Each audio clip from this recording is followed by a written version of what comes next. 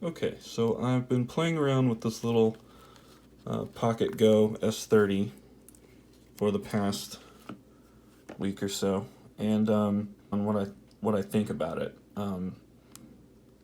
Basically, it's a really good handheld for a lot of your classic retro games. It doesn't get into some of the more 3D titles that well, but it is going to do a lot of your classic titles really well. Like PSP isn't going to run real great. Maybe some games, but um, don't expect a lot of these games to run real well.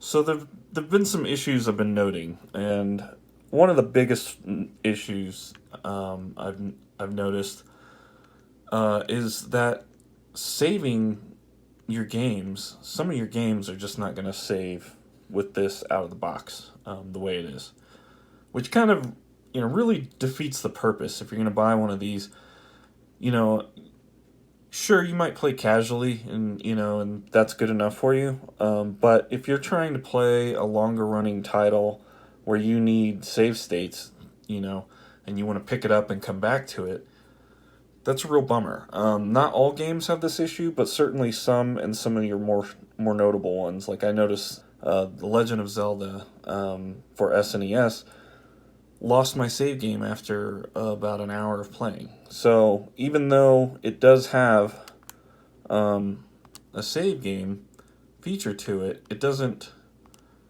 It really doesn't appear to work right, which is kind of a real bummer. So normally you go down and hit save right here. Now again, some games it works, others it doesn't. And I think what it really comes down to is probably how this device shuts down and manages your games after you've quit the game and then ultimately shut down the handheld. So normally you press this button on top to shut it down. And I don't think that's really doing a great job of shutting the card down properly, which is something you really need to have happening to get your save games to stay. Additionally, at first I didn't think there was any way to scroll through these faster. Normally you'd use R1 or L1 or L2. One of the shoulders at least, right, to scroll through these quicker. And I've just realized recently it's actually the left and right on the D-pad. So that issue is solved now for me. And that was another big issue, because if you have a bunch of games in here, you really don't want to scroll one by one by one by one. And that's what I thought I had to do initially. So that issue is solved. But the biggest issue is with the save games. That's a pretty big one. And I think this is solved with a firmware update from Retro Game Corps. I've watched some of their videos. It looks like so this card in here is the original 32 gigabyte card, which is fine. You can fit a lot of retro games. But if you're gonna put a lot of games in, and then in video previews and box art and stuff, you're probably gonna need a bigger card at some point. So we're gonna go ahead and do the upgrade on this, and see how that works, because I think he's using RetroArch at this point, and you just have a little better management of your emulation, and it looks like there's going to be a better way to get this to shut down properly and actually save games. So out of the box, it's a bit of an issue, and hopefully the firmware that somebody else has gone through the effort to create for this will solve the issues, because otherwise I really like it for a lot of your just classic 8-bit, 16-bit, and 32-bit games. This thing's going to do the job. When you get into PlayStation 1 games, some of them are going to play good, and I think some of them are going to have slowdowns. Let's see, let's load this one up real quick.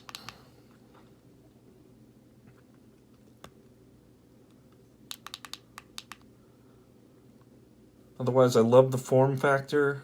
I love, even the buttons are smaller than normal. It's still really easy to play, in my opinion, especially with Mario, where you kind of have to rock back and forth between these.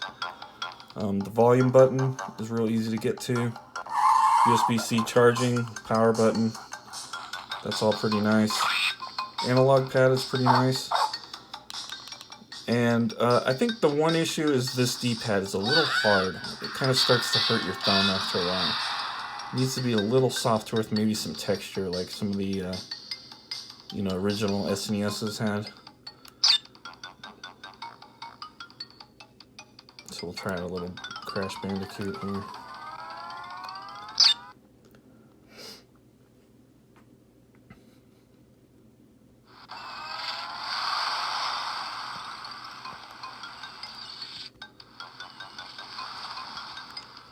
So this one runs pretty good. I wouldn't count on this device for 3D type games, but you're going to get away with some of them, and some of them you're not. So don't expect, oh, I'm going to play all my entire PlayStation 1 library on this thing, because it's probably not going to be able to push, bigger titles that well. Probably just going to push, your average ones like this, or more mainstream ones.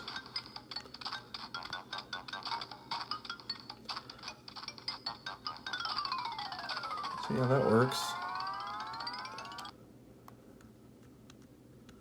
Close content. So yeah, again, no box art, no video previews going on right now. This is just the way it is out of the box. Again, plays pretty good, and if you have games that you're really into that use the password feature, then this won't be a problem. You just put in the password every time you want to play, that game and get to that level. But yeah, save game feature, huge downside to this. But let's see how the firmware update does and handles with this device.